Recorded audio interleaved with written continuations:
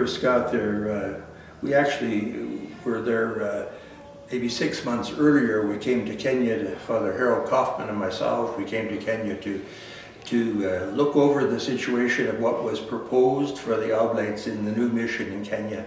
So that was, we spent a little time with the consulatas in Nairobi, and then went up to the Meru area, to the diocese where we were invited to come from. Bishop Silas Njiro was his name at the time. So we went up and, and we looked at some missions up in the far north, Bolesa, near Merti, and we decided after our situation there, I think you see the write-up on that whole situation there, we decided that was not a wise idea to go to live, especially in a community just with Muslims. We didn't see much hope of vocations in that area. So we went back to the bishop, and he offered us 2 parishes there in the Meru diocese, a little closer to one another, just 2 hours apart. So that's where we first saw Kionyo. I suppose when we first went to up to the parish in Kionyo, we stayed first at the mother parish down in Kanyakine for a couple of months, and then went up to Kionyo with the hope of taking that responsibility for that parish in Kionyo.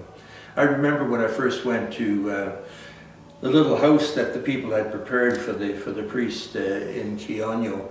They wanted to show the bishop that they could take care of their own pastor.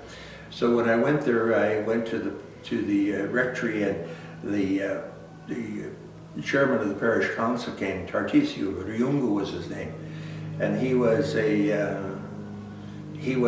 former principal of an elementary school.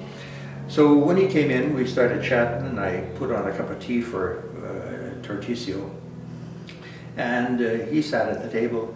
I brought him a cup of tea, and I can remember that so well. When he sat down, I put the tea in front of him. He made the sign of the cross and took a quiet time of prayer for a cup of tea.